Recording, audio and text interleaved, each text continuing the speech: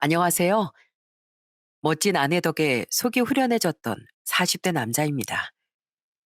제가 태어나서 한 일 중 가장 잘한 일이 뭐냐고 누군가 묻는다면 저는 주저없이 대답할 수 있어요. 그건 바로 제 아내를 만나 결혼한 거라고요. 제 아내는 제가 아는 사람 중 가장 멋지고 정의로운 사람이거든요. 그리고 그런 아내 덕에 10년, 아니 몇십 년 묵은 제 채증이 내려간 적도 있었는데요. 그때 이야기와 더불어 제가 살아온 이야기를 지금부터 한번 해보려고 합니다. 제가 글솜씨가 좀 부족해도 부디 내 친구 혹은 내 자식 친구의 이야기다 생각하시고 너그럽게 들어주셨으면 좋겠어요. 저는 아주 많이 가난한 가정에서 자랐습니다.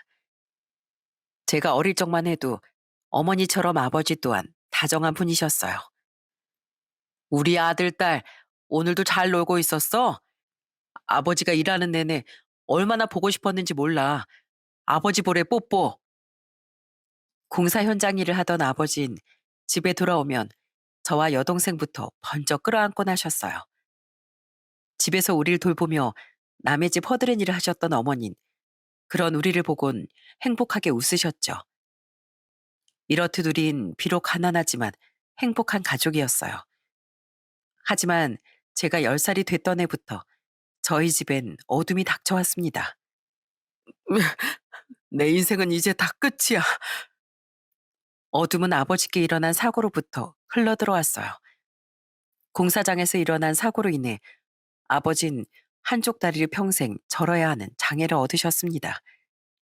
그리고 그때부터 좌절에 휩싸인 아버진 집에 틀어박혀 술만 마시고 어머니가 말리기라도 하면 심한 욕까지 서슴지 않으셨어요. 그 불행한 사고는 아버지를 완전히 다른 사람처럼 바꿔놓았던 거예요. 내놔, 술. 평생 내가 벌어다 준 돈으로 편하게 살았으면 이젠 당신 날 책임져야 할 거 아니야? 누가 책임 안 진대요? 이젠 내가 당신 대신 당신이랑 우리 애들 먹여 살리려고 식당 나가서 열심히 돈 벌고 있잖아요. 책임을 안 진다는 게 아니라 술 좀 그만 마시라는 거예요. 이러다 당신 건강 상해요. 건강이야 도망가든 말든 마음대로 하라지. 지금 나한테 필요한 건 밥이 아니라 술이야. 어떻게 이 빌어먹을 세상은 나한테만 이렇게 잔인한 거야. 내 홀어머니는 형만 챙긴답시고 어린 날 중학교도 보내지 않고 일만 시켰어.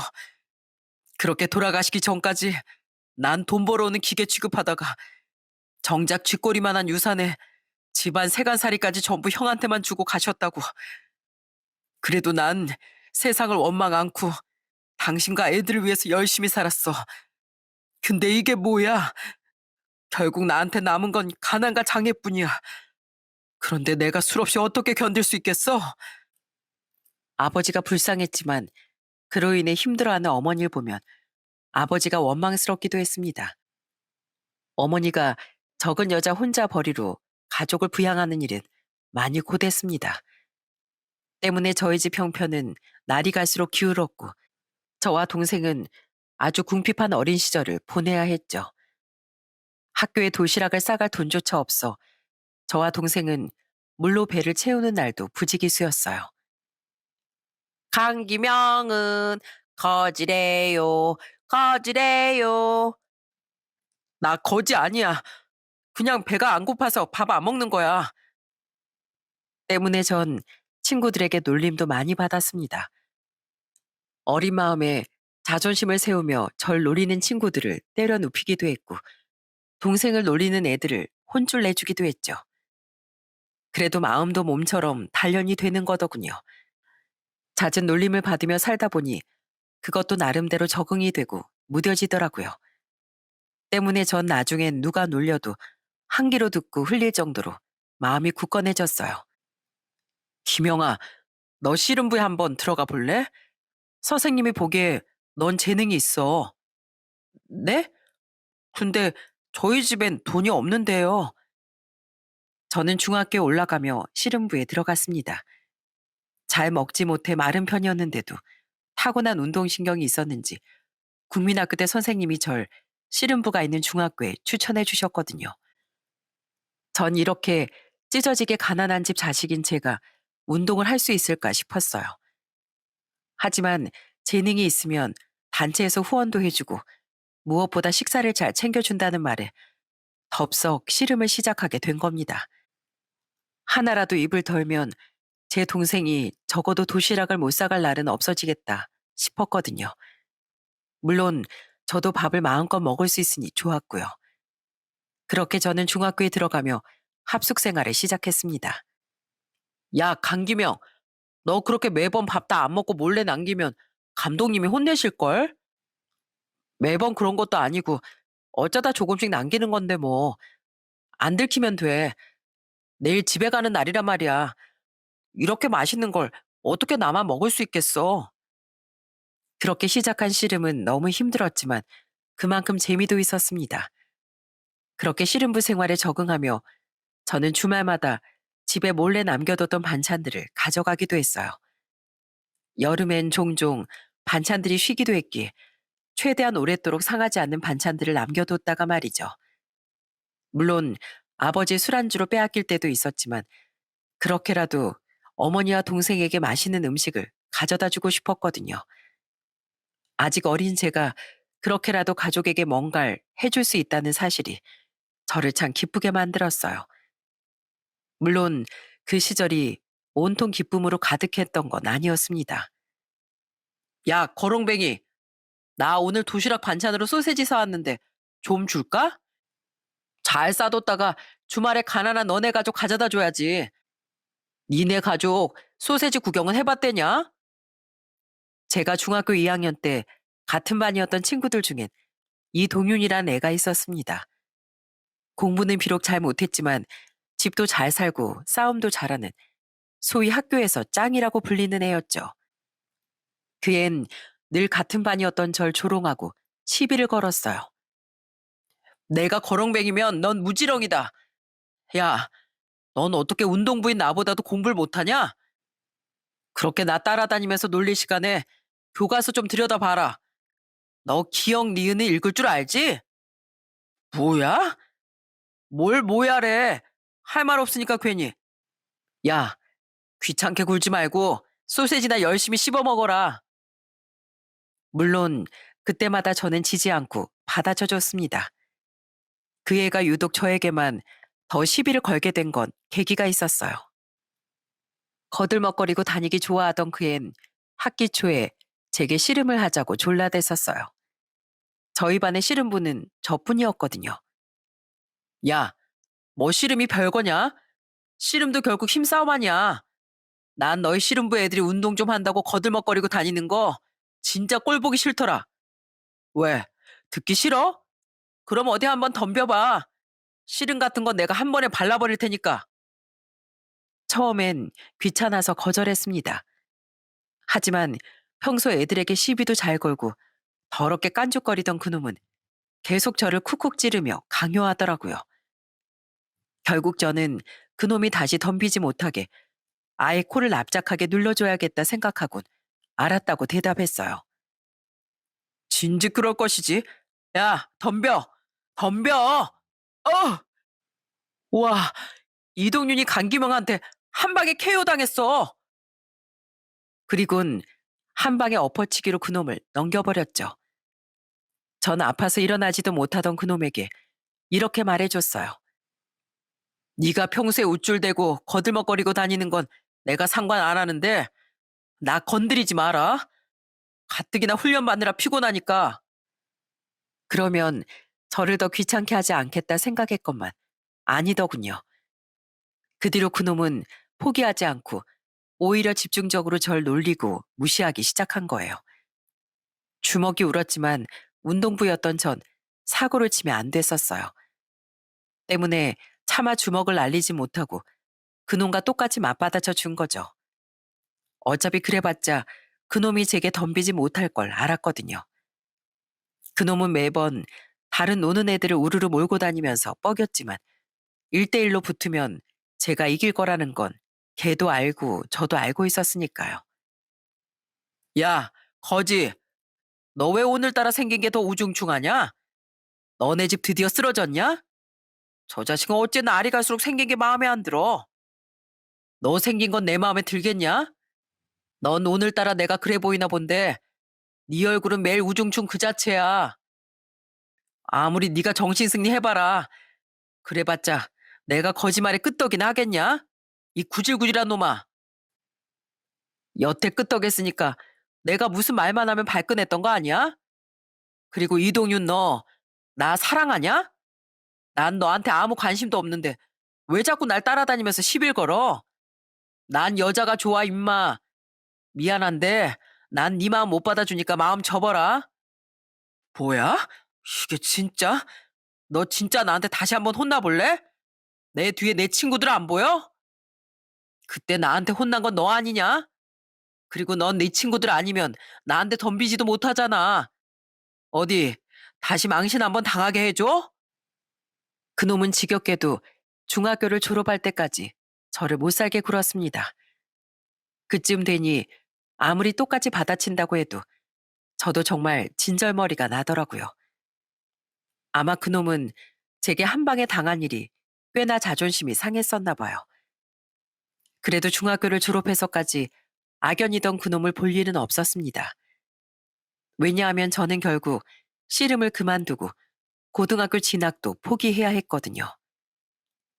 아이고, 내가 못 살아. 그러게 내가 술 좀 작작 마시라고 했어요? 안 했어요? 매일 술만 마시던 아버진 결국 간암에 걸리셨습니다. 암은 침묵의 병이라더니 이미 건강에 이상을 느낀 아버지를 어머니가 병원에 모셔갔을 땐 아버지의 암은 3기까지 진행된 후였죠. 가뜩이나 어려운 형편이었던 저희 집엔 이제 아버지의 병원비까지 필요해진 거예요. 아무리 미운 아버지라고 해도 우선은 살려야 했기에 저는 고등학교 진학을 포기하고 중국집 배달원으로 취업했습니다. 미안하구나, 김영아. 엄마가 자식들한테만은 이렇게 일찍 짐을 지워주고 싶지 않았는데. 아니에요, 어머니. 어차피 전 씨름도 공부에도 별로 흥미가 없었어요. 그리고 우선 아버지부터 살려야죠.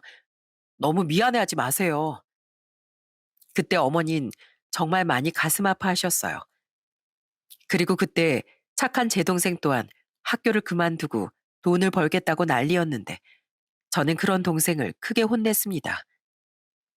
이제 중학교 2학년인 네가 학교 그만두면 무슨 일 하려고. 잔말 말고 오빠가 너 하나는 책임질 수 있으니까 고등학교도 마치고 공부 열심히 해서 대학도 갈 수 있으면 가.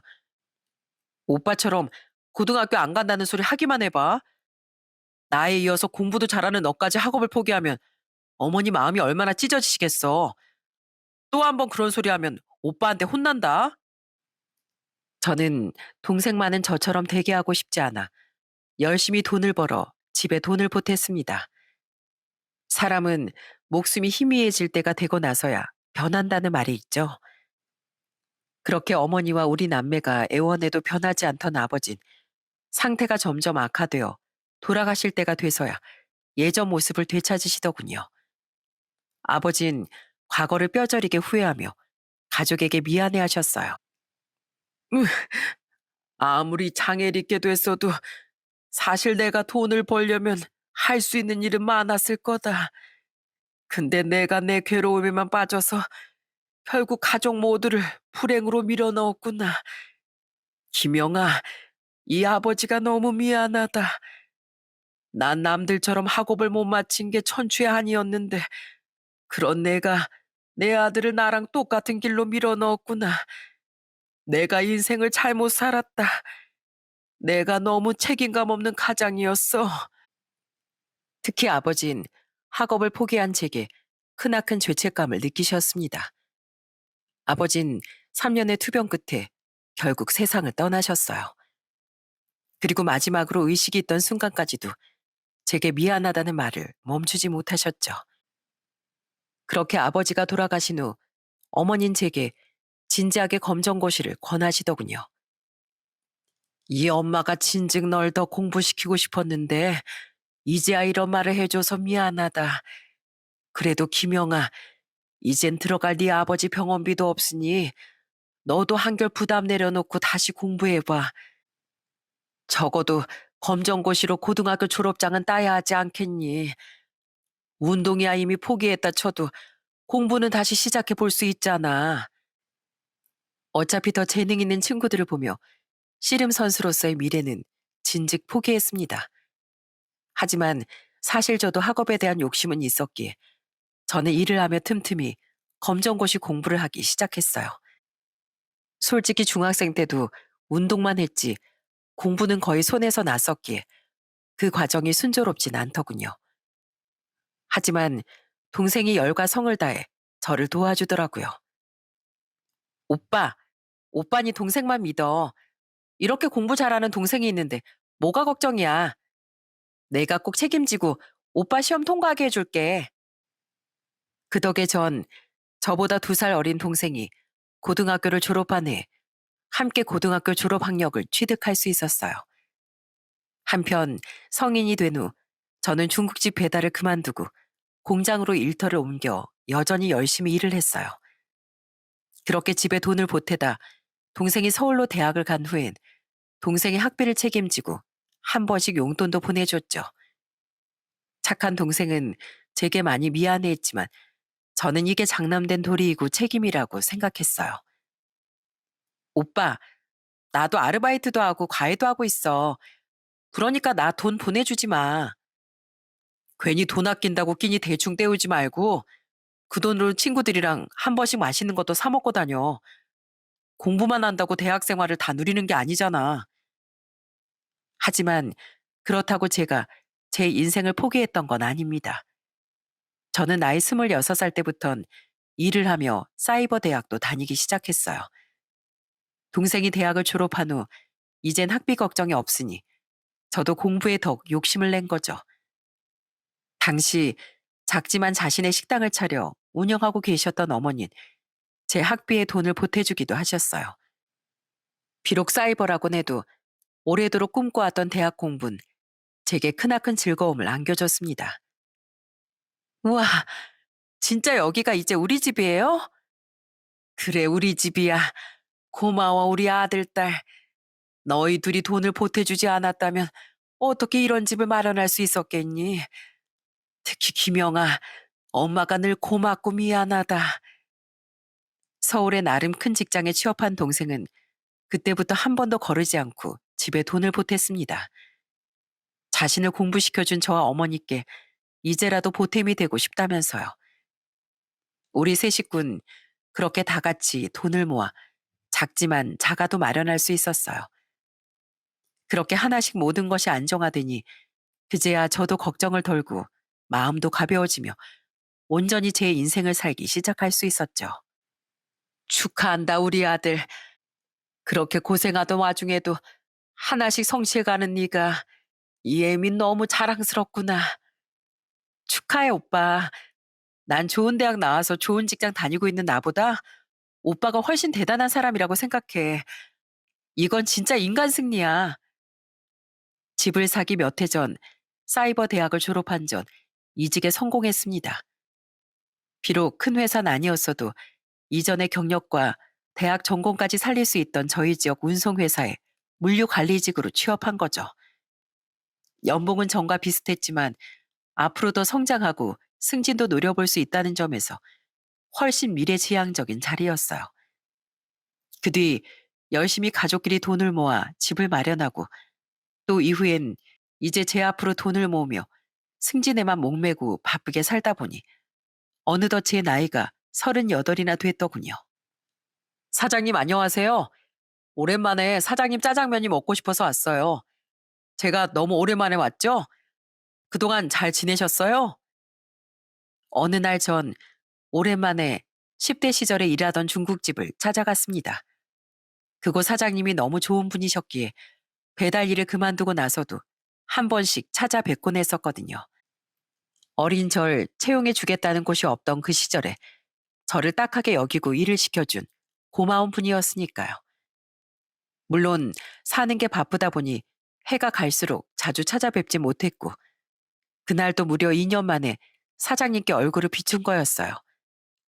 그때 사장님은 제게 짜장면을 내어주며 평소처럼 잔소리를 하시더라고요. 이놈아, 넌 아직도 장가 못 갔냐? 갔으면 사장님께 청첩장 드리러 진즉 왔었겠죠. 솔직히 나이도 많고 이 나이 모아둔 돈도 별로 없는 저한테 시집 오겠다는 여자가 어디 있겠어요. 네가 어디가 어때서 비록 환경이 따라주지 않았다 뿐이지 넌 내가 아는 사내 놈들 중에 제일 끈기도 있고 착하고 성실한 놈이야. 그런 자신감 없는 소리만 안 해대면 얼마나 좋아. 그리고 너 좋다는 여자가 왜 없겠어? 허구한 날 회사랑 집만 왔다 갔다 하니까 아이 여자가 옆에 없는 거지. 그렇게 말씀해 주셔서 감사해요. 근데 잔소리 좀 그만하세요, 사장님. 짜장면 면발도 얹히겠어요. 네 어머니가 잔소리 안 한다고 하시니 나라도 아는 거다. 잔말 말고 아직 짝이 없다니 잘 됐다. 내가 소개팅 시켜줄 테니까 무조건 나가서 만나봐. 넌 내가 아는 놈들 중 제일 괜찮은 남자지만 그 여자엔 내가 아는 여자애들 중에 최고로 괜찮은 애야. 네? 그런 사람이 절 만난대요? 아무 말 묻지 말고 그냥 나가봐. 내가 너한테 안 좋은 일 시키겠냐? 그렇게 사장님의 말씀에 저는 얼떨떨한 마음으로 소개팅 장소에 나가게 됐습니다. 그리고 저는 그날 운명이 바뀌게 됐어요. 바로 그날 제 아내를 만났거든요. 어?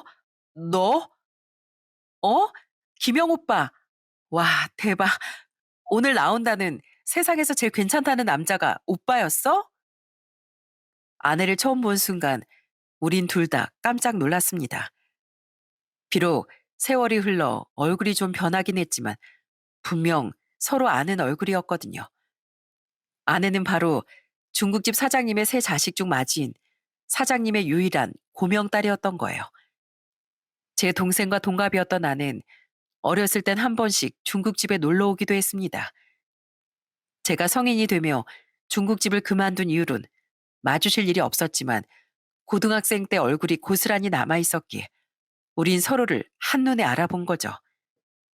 우린 기가 막힌 사장님의 계획에 웃음을 터뜨렸어요. 와, 진짜 어떻게 이렇게 다시 만나지? 우리 아빠가 오빠 얘기를 한 번씩 해주시긴 했거든. 힘든 상황에서도 가족도 책임지고 자기 인생도 개척해 나간 난놈이라면서 말이야. 근데 어거지로 내보내신 소개팅 자리에 오빠를 준비해 두셨을 줄은 꿈에도 몰랐네. 나도 자기 따님을 나한테 소개시켜 주실 거라곤 상상도 못했어. 근데 넌 여전히 씩씩하고 밝구나. 너 무려 형사 됐다며? 어렸을 때부터 그렇게 당차더니 너랑 딱 어울린다, 야. 오빠야말로 어렸을 때 무지 착하고 일도 열심히 하더니 결국 고졸 검정고시도 합격하고 사이버 대학도 졸업했다며? 우리 아빠가 다 말해주셨어. 이것도 인연인데, 에이, 재미없게 돈가스가 뭐야. 오빠, 우리 이거 대충 먹고 삼겹살에 소주 어때? 소주나 한잔 하면서 회포나 풀어보자고. 오랜만에 본 아내는 전보다 훨씬 털털해졌더군요. 소개팅 자리에 청바지 면티를 입고 온 것부터 애초에 소개팅엔 별 관심이 없었던 것도 알 수 있었죠. 그날 들어보니 역시나 아내는 평소 남자인 관심도 없고 꾸미기에도 흥미가 없어 사장님, 아니 지금의 제 장인어른이 걱정이 많으셨다고 해요. 하지만 오히려 전 그런 꾸밈 없는 모습이 너무 마음에 들었습니다. 아내 또한 제가 마음에 들었는지 우린 얼마 지나지 않아 연애를 시작하게 됐어요. 그렇게 알아가게 된 아내는 참 정의로운 사람이었죠. 이상하다. 어디서 많이 본 얼굴인데? 모자 쓰고 고개도 계속 숙이고 있어서 얼굴이 잘 안 보이네. 또한 아내는 직업의식도 투철하고 불의를 보면 참지 못하기도 했습니다. 한 번은 아내가 쉬는 날 함께 식당에서 밥을 먹고 있는데 아내가 자꾸 건너편 테이블을 보면서 고개를 갸웃거리더군요. 왜, 아는 사람 같아? 그런 것 같은데 누구더라? 아, 알았다. 그러더니 아내는 이내 누군지 알겠다는 듯 눈이 휘둥그레졌어요. 그리고 냅다 자신과 같은 팀이던 형사 동료들과 경찰에 전화를 하더라고요. 어딜 도망가? 그렇게 모자 쓰고 다니면 내 눈에 안 띌 줄 알았냐? 내 눈은 절대 못 속이지. 그런데 경찰들이 오기 전에 뭔가 이상함을 느낀 건지 그놈은 냅다 도망을 가려고 했습니다. 하지만 그놈보단 제 아내가 더 재빨랐어요. 아내는 그놈을 거의 날아서 덮쳐 붙잡더라고요. 알고 보니 그놈은 아내가 맡았던 사기 사건의 피의자였던 거예요. 계속 도망을 다니다 그날 쉬는 날이었던 아내에게 딱 걸린 거죠. 아내는 평소에 범인들의 얼굴을 눈에 익혀놔야 한다며 늘 사진을 가지고 다닐 정도로 정의를 구현하는데 열심이었어요. 이봐요. 술 취했으면 얌전히 집에나 갈 것이지. 어디 엄한 사람들한테 시비입니까? 시비가. 당신 뭐야? 어디 기집애가 남자 말하는데 끼어들어? 뭐냐고? 형사다. 왜? 어디 우리 경찰서 가서 다시 사이좋게 얘기해 볼까? 기집애 손에 질질 끌려가 봐야 정신 차릴래 이 양반아? 당장 주인 아주머니께 사과드리지 못해? 형사? 형사? 아, 참, 죄송하다. 뭐라고? 아니, 죄송합니다. 아내는 무고한 시민이 피해를 입고 있으면 절대 그냥 두고 보지 못하고 끼어들어 상황을 정리하거나 사과를 받아내곤 했습니다. 이렇게만 보면 아내가 거칠기만 한 사람 같지만 속은 누구보다도 따뜻한 사람이었어요. 또한 제가 살아온 인생을 진심으로 멋지다고 얘기해주고 힘겨운 삶을 살아낸 저희 어머니께 존경을 표해주던 고마운 사람이기도 했죠. 어머님, 예비 며느리 왔습니다. 아이 참, 맛있는 거 사드린다고 밥 해놓지 마시라니까 왜 힘들게 음식을 차려놓으셨어요. 우리 귀한 예비 며느님 오는데 당연히 내가 차려줘야지. 범인 잡는 일 하느라 고생이 많지. 자, 내가 삼계탕 끓여놨으니까 많이 먹고 가. 우와, 삼계탕 완전 맛있겠다. 에이, 감사해서 안 되겠네요. 제가 이건 안 알려드리려고 했는데 어머님이 그렇게 알고 싶어 하던 제 고스톱 비법 오늘 특별히 전수해드리고 갈게요. 그걸로 동네 아주머니들 판돈 싹 쓸어오셔야 돼요. 어머, 정말? 역시 너밖에 없다. 우리 며느리 짱이다 아주. 아내는 자기만의 방식으로 저희 어머니께 잘해드리려고 노력했습니다. 때론 예의 있게, 때론 친자식처럼 살갑게 어머니께 그렇게 다가가려고 노력하던 아내, 저희 어머니도 제 동생도 정말 많이 좋아했죠. 저 또한 아내와 저를 이어준 장인어른과 장모님을 결혼 전부터 종종 찾아뵙고 챙겨드렸어요. 역시 아주 잘 어울리는 한 쌍이야. 내가 아주 천생연분을 엮어줬어. 그러게요, 여보. 세상에 우리 김영희만큼 듬직한 사윗감이 또 있겠어요. 김영희 형, 아니 매형. 저랑 제 동생은 매형이 은인이라고 생각해요. 매형 아니었으면 왈가닥인 우리 누나를 누가 데려가려고 했겠어요. 얼른 우리 누나 데려가세요. 그래야 우리도 집에 들어오면 누나 잔소리 안 듣고 좀 편히 살죠. 저흰 두 사람 결혼 두 팔 벌려 환영입니다. 장인 장모님뿐 아니라 두 처남 또한 저를 굉장히 좋아해 줬어요. 그렇게 우린 양가의 축복 끝에 2년의 연애 후 결혼을 하게 됐습니다. 그때 고맙게도 저희 어머니와 동생은 제게 각각 5천만 원과 3천만 원을 보태줬어요. 네가 가족을 위해 희생해준 그 세월, 이혜민 한 번도 잊은 적이 없다. 마음 같아선 더 해주고 싶은데 싹싹 긁어 모아도 그게 전부구나. 부디 앞으로는 이혜미랑 네 동생 걱정은 말고 새아가랑 행복하게만 살거라. 오빠, 오빠가 아니었다면 지금의 난 없었을 거야. 그동안 오빠가 나한테 해준 거에 비하면 너무 보잘것없지만 그래도 거절하지 말고 꼭 받아줘. 꼭 행복해야 돼, 오빠. 뭔가를 바라고 가족을 위해 희생한 건 아니었지만 너무 고마워서 눈물이 났습니다. 그렇게 올리게 된 행복한 결혼식엔 제 중학교 동창 친구들도 몇 명 참석해줬어요. 야, 강기명, 축하한다. 이놈이 장가 갈까 싶었는데 네가 짝을 찾긴 찾았구나. 비록 사는 게 바빠서 몇 년에 한 번씩 정도만 만나던 사이였지만 얼마나 고맙고 반가웠는지 모릅니다. 그리고 제가 결혼한 다음에 저는 그 친구들 중 한 명의 민우에게 부부 동반 동창회 초대를 받았어요. 그동안 넌 짝도 없고 살기 바쁘다고 한 번도 나온 적 없었잖아. 벌써 열린 지가 몇 해째인데 이번엔 좀 나와라. 애들한테 재수 씨 소개도 시켜주고 내 청첩장도 받아가. 나 곧 결혼한다고 말했지? 이번에 거기에서 청첩장 돌릴 거란 말이야. 애들도 다 너 보고 싶어 해. 그렇게 저는 겸사겸사 난생 처음으로 부부 동반 동창회 나가게 됐습니다. 그동안은 귀찮게 생각했지만 막상 나가보니 오랜만에 만난 친구들이 너무 반갑더군요. 야, 이게 얼마만이야? 너 벌써 결혼해서 애가 셋이라며? 그 까불이가 언제 이렇게 나이가 들어서 애새도 아빠가 됐냐? 다들 슬슬 새치도 많이 생기고 모습도 변했지만 다 같이 모이니 중학생 시절로 돌아간 듯 벅찬 마음이 들었습니다. 하지만 모든 얼굴이 반갑지만은 않았어요.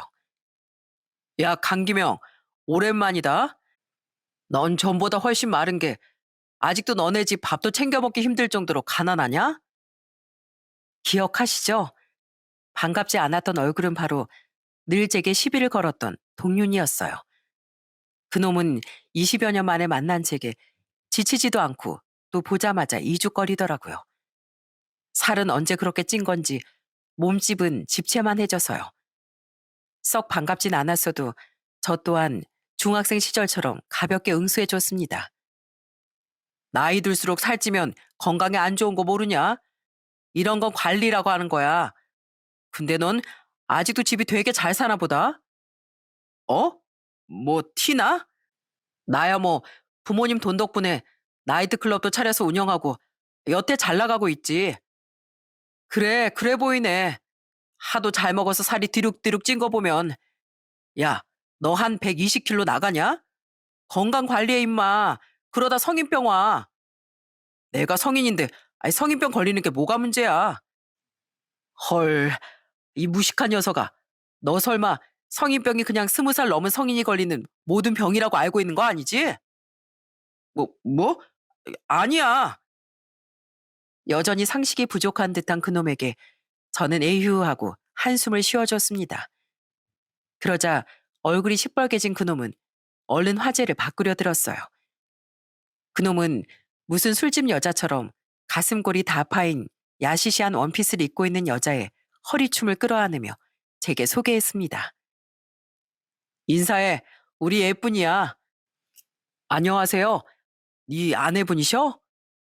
촌스럽게 아내는 무슨. 이렇게 잘난 내가 어떻게 한 여자한테 정착을 하겠냐? 내 애인이지 애인. 여기 부부 동반 동창회잖아. 근데 난 결혼을 안 했으니까 매번 애인들을 데려오고 있어. 우리 예쁜인 오늘 여기 처음 오는 거야. 그놈의 애인이라던 그 여잔 껌을 짝짝 씹으며 저를 위아래로 훑어봤습니다. 당시 제 차림은 굉장히 편한 차림새였어요. 격식을 갖춰야 하는 자리도 아닐 뿐더러 원체 꾸밀 줄도 모르고 늘 청바지에 티, 운동화만 착용하고 다니던 아내가 민망하지 않게 저도 편한 복장으로 참석했던 거죠. 그런 차림새의 저를 무시한 건지 그 여잔 고개도 까딱하지 않고 안녕하세요? 하며 대충 말을 흘리더군요. 참 자기 같은 여자를 데려왔구나 싶었지만 굳이 그런 말을 입 밖으로 꺼내진 않았습니다.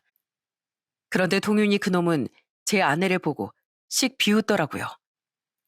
저기 안녕하세요 재수씨. 반갑습니다. 이야, 재수씨는 참 남자답게 생기셨네요. 안녕하세요. 그러는 그쪽은 참 대문짝만하게 생기셨네요. 그놈은 제 아내에게까지 무례한 말을 던졌습니다. 하지만 아내는 그놈의 신뢰에 제가 뭐라고 하기도 전에 지지 않고 맞받아쳤어요. 아내는 제 눈치를 보고 제가 그놈과 사이가 안 좋다는 걸 단번에 알아챘던 거죠. 그러자 그놈은 표정이 일그러지더니 이내 콧방귀를 끼며 다른 자리로 가버리더라고요. 아내가 보통 성격이 아닌 건 알았지만 내심 그렇게 통쾌할 수가 없더라고요. 그놈이 자리를 떠난 뒤 저는 아내에게 사과했어요. 저놈 어릴 때부터 답이 없는 놈이었어. 괜히 당신 기분까지 상하게 해서 미안해. 상대할 가치도 없는 놈이니까 당신은 더 이상 제 신경 쓰지 마. 아니야. 난 오히려 내가 이 자리에 같이 온 게 다행인 것 같은데? 내 남편 괴롭히는 인간은 내가 절대 가만 못 놔두지. 근데 좀 이상하다. 저 사람 어째 얼굴이 좀 낯이 익네? 아닌가? 기분 탓인가? 에이, 몰라. 오늘은 좋은 날인데 술이나 마시자. 그래도 그놈 때문에 잠시 뭉개졌던 기분은 오랜만에 만난 동창들과 웃고 떠드느라 다시 좋아졌습니다. 그런데 시간이 흐른 뒤 술이 취하자 다시 시비가 걸고 싶었던 건지 그놈은 마침 비었던 우리 앞자리로 자신의 애인과 자리를 옮기더군요. 그리곤 또 시비를 걸기 시작했죠. 야, 너 요새 뭐하고 사냐? 후줄근한 차림새 보니까 지금도 옛날과 별다르지 않게 사는 것 같다. 에휴, 구질구질하긴. 하긴 고등학교도 못 간 놈이 일을 해봤자 뭐 대단한 일을 하고 있겠냐? 너 같은 놈밖에 못난 네 마누라가 불쌍하다 불쌍해. 난 그 나이 먹고도 열등감 때문에 시비나 걸고 다니는 네가 더 불쌍하다. 그리고 오늘은 민우가 청첩장 돌리는 좋은 날이라 한 번은 참는데 좋은 말 할 때 그만해라. 내 마누라 한 번만 더 모욕하면 그땐 너 내가 엎어치기로도 날려버릴 줄 알아. 야, 너랑 나랑 지금 등치 차이가 얼만데 날 날려버린다 만다야. 이젠 씨름 선수도 아닌 게. 야, 그러지 말고 너 내 밑에 와서 일할래? 내 운전기사 하면 내가 월에 한 400씩 챙겨줄게. 대신 내 개인 심부름도 하고 내가 내 발이라도 핥으라면 핥아야 된다. 너 같은 거지한테 400이면 그럴 가치가 있지 않냐? 아니면 뭐 우리 나이트 와서 각설이 춤이라도 출래? 그럼 내가 노력이 가상해서 돈 좀 더 챙겨줄게. 재수 씨, 재수 씨도 우리 예쁜이처럼 꾸미면 좀 봐줄만 하려나요? 옆에서 같이 봉 잡고 춤추실래요? 봉이래 봉. 오빠, 저런 늑다리 여자를 보고 누가 좋아하겠어. 오빠 나이트 매출 다 떨어져. 친구 좋다는 게 뭐겠어. 이럴 때 적설 한번 해주는 거지. 야, 강기명, 내 명함 받아라. 내 꼬봉 자리 필요하면 언제든지 꼭 연락해. 알았지? 술까지 얼큰하게 오른 인간의 주정이라 생각하고 무시하려고 했지만 자기 애인과 함께 제 아내를 심하게 모욕하는 그놈의 행동을 더 이상 참을 수가 없더군요. 저는 주먹을 날리든 엎어치기를 하든 덩치 차이를 이기고 혼쭐을 내주려 자리에서 벌떡 일어났습니다. 그런데 그런 저보다 옆자리에 앉아있던 아내가 한 발 빠르게 자리에서 일어나지 않겠어요? 아내는 그놈이 제게 내민 명함을 휙 하고 낚아채더라고요. 그리고 그때부터 엄청난 반전이 일어났습니다. 이동윤? 가만히 있어봐. 이동윤? 나 이 이름 아는데? 아내는 명함 속 그놈의 이름을 보더니 계속 고개를 갸웃거렸어요. 그전에도 그놈이 낯있다고 말한 아는 정말 그놈을 아는 듯 이름을 계속 대내더군요. 그제야 생각해보니 그때껏 아내에게 그놈의 이름도 제가 알려주지 않았더라고요. 그럴 필요가 없었으니까요. 그리고 이내 아내는 머릿속에 퍼즐이 맞춰졌다는 듯 손가락으로 딱 소리를 내며 외쳤습니다. 아, 이동윤. 알았다. 그 나이트클럽 바지 사장. 바지 사장이라고? 아내의 외침에 순식간에 모든 시선이 우리에게로 집중됐어요. 당황한 표정의 그놈은 아내에게 목소리를 높여 물었습니다. 당신 뭐야? 지금 누구더러 바지 사장이라고 거짓말을 해? 거짓말은 네가 하고 있잖아, 이 한심한 놈아. 야, 너 나 몰라? 뭐? 한심한 놈? 대체 당신이 누군데? 나 형사 양화정이다. 왜? 5년 전에 너 나한테 조사받았잖아. 사기랑 남들한테 물리적 피해를 입힌 죄목으로.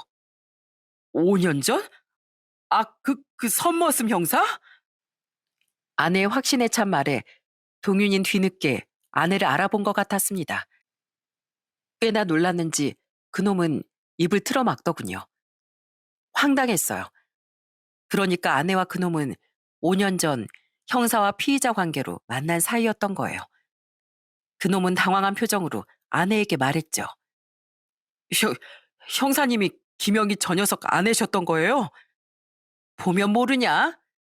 야, 세상 참 좁다. 그치? 아무리 우리 지역이 좁다지만 어떻게 이렇게 만나냐?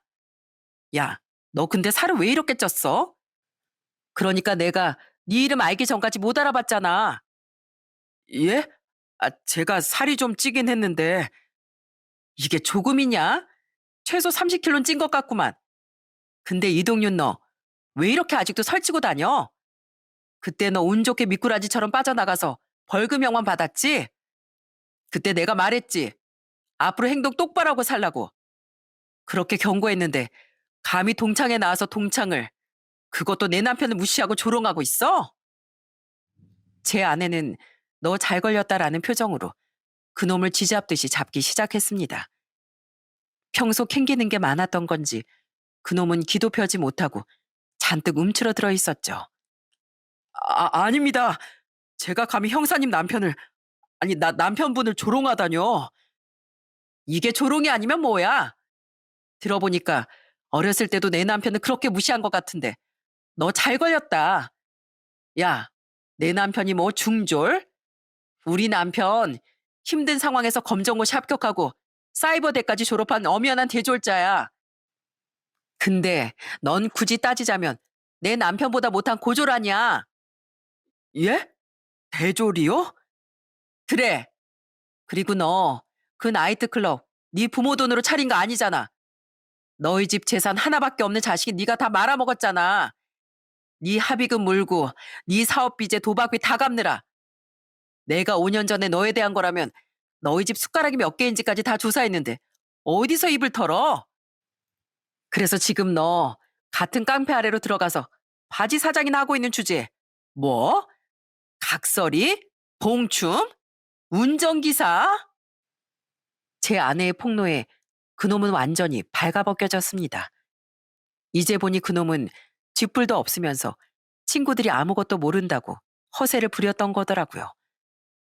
그리고 제 아내의 말을 듣더니 갑자기 옆에 있던 그놈의 여자친구가 소리를 빽 질렀어요. 어머, 뭐야, 그 나이트 오빠 거 아니었어? 그래 놓고 내 앞에서 사장이네 뭐네 하면서 허세 부렸던 거야? 짜증나 정말. 어쩐지 나한테 돈 쓰는 것도 영 시원찮고 선물도 짝퉁만 해주더라니. 여태 시간 낭비만 했잖아. 뭐? 야, 너 지금 뭐라 그랬어? 시간 낭비라고. 내가 네가 돈이 많은 줄 알아서 만나준 거지. 아니면 왜 옆에 붙어 있었겠냐? 마흔 넘은 노총각에 살에 파묻혀서 목은 보이지도 않는 돼지랑. 야, 너 앞으로 연락하기만 해. 신경질을 있는 대로 낸 그 여잔 가방을 들고 딱딱 구두 소리를 내며 나가버리더군요. 그 모습을 본 친구들은 웃음을 겨우 참고 있었고 그놈은 완전히 울상이 되어버렸어요. 아내는 팔짱을 딱 낀 채 그놈에게 말했습니다. 참 한심하다 한심해. 얼마나 못났으면 여자도 거짓말로 꼬시고 살았냐? 진짜 형사님. 저도 자존심이 있는 사람인데 그만 좀 하세요. 지렁이도 밟으면 꿈틀합니다. 제가 뭘 잘못해서가 아니라 공권력은 무서우니까 몸을 움츠리고 있는 건데 저 한성질하는 놈이에요. 이게 어디서 큰 소리야? 그래, 꿈틀해봐. 어디, 너 내가 마음 먹고 네 나이트클럽 탈탈 한번 털어줘? 털어서 먼지 한 톨 안 나오는 깡패 내가 본 적도 없거든? 게다가 아무것도 나오지 않는다고 한들 내가 그걸로 끝낼 것 같니? 아주 매달 찾아가서 털고 또 털어버릴 거야. 그럼 네 진짜 사장이 널 참 예뻐라 하겠다. 그치? 어디 나랑 평생 영혼의 단짝이 되어볼래? 아니 형사님, 진짜 저한테 왜 이러세요? 그걸 몰라서 물어? 네가 내 남편 무시했잖아. 그러니까 인생 조지기 싫으면 당장 내 남편한테 사과해. 어릴 적에 괴롭혔던 것까지 전부 다. 내 남편, 내가 아는 사람 중에 가장 멋지고 훌륭한 사람이야. 그런 내 남편한테 감히 너 따위가 어디서 설쳐? 당장 사과하고 2번 다시 내 남편한테 무례하게 굴지 않겠다고 약속해. 잔뜩 자존심이 상한 그놈은 제 아내에게 반항을 시도하더군요. 하지만 제 아내에겐 씨알도 먹히지 않았고 결국 그놈은 제게 어거지로 사과를 해야 했어요. 알겠어요. 하면 되잖아요. 저기, 야, 강기명, 내가 괜히 시비 걸어서 미안하다. 더 똑바로 안 해? 해요, 한다고요. 기명아, 내가 오늘도 중학생 때도 미안했다. 진심이야. 이제 2번 다시 너 무시하지 않을게. 알겠으니까 너 내 아내한테도 사과해. 남자답다느니 봉춤을 추라느니 하는 모욕적인 말 뱉었던 거 전부. 내 아내 너한테 그런 조롱당할 정도로 못난 사람 아니야. 나한텐 세상에서 가장 귀하고 멋진 사람이야. 진짜.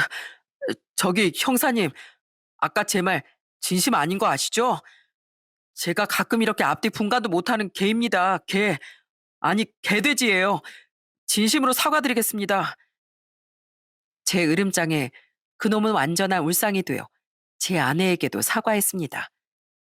그리곤 창피했는지 얼른 도망가려는 그놈에게 아내는 마지막 한마디를 덧붙였어요.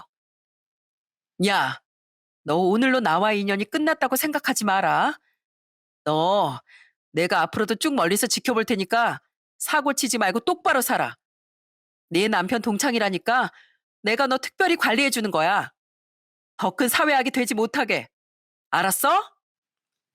네, 네. 진짜 체면 다 구기에 이게 뭐야? 나 2번 다시 여기 안 나와. 그렇게 그놈은 쩔쩔매며 줄행랑을 쳤습니다. 그놈이 나가자마자 모두들 박장대소를 하기 시작했어요. 야, 천하의 이동윤이 코를 저렇게 납작하게 만드는 사람이 여기 또 있었네. 아주 환상의 짝이다, 2사람. 재수씨, 멋있어요. 네, 감사합니다. 원래 사람은 끼리끼리 만난다고 하잖아요. 제가 저희 남편을 좀 닮았어요. 그 와중에도 아내는 저를 치켜 세워주더군요. 그런 아내가 너무 고맙고 자랑스러웠습니다. 어디서 이렇게 착하고 사랑스럽고 멋지기까지 한 여자가 나타나줬는지, 그래서 저와 결혼까지 해줬는지 아주 감격스러울 따름이었죠. 친구들과 친구들의 아내분들은 속이 다 시원하다며 제 아내에게 박수까지 쳐주더군요. 그 뒤 동윤인 단 한 번도 부부 동창의 모습을 드러내지 않았습니다. 그날 단단히 창피를 당하기도 했고 아마 제 아내를 마주치기 싫어서인 것 같았죠. 아내는 그때 자신의 말대로 그놈을 눈여겨 지켜봤던 모양인데 다행히 그놈은 여태껏 무슨 사고를 치거나 하진 않고 조용히 지내고 있는 것 같아요.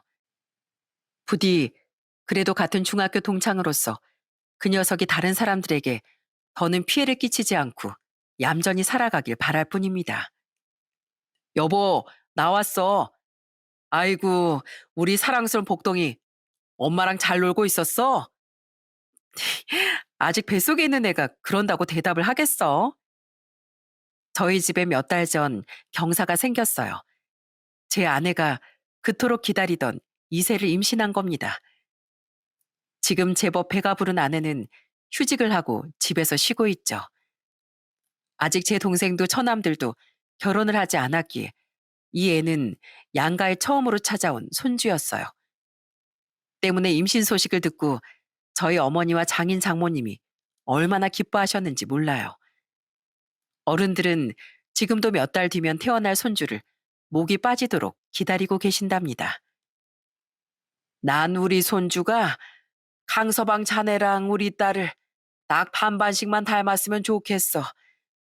자네처럼 의지가 강하고 내 딸처럼 정의로우면서도 2사람 모두를 닮아서 아주 착한 애가 태어났으면 좋겠네. 분명 그런 애가 태어날 게야. 자네랑 우리 딸의 아이잖나. 보잘것없는 사위인 절 지금껏 이렇게 아껴주고 계신 장인어른께 저는 항상 감사하고 있습니다. 어린 시절엔 돈이 필요했던 제게 일자리를 주시고 세월이 흘러선 이렇게 착하고 멋진 딸을 제게 보내주셨으니까요.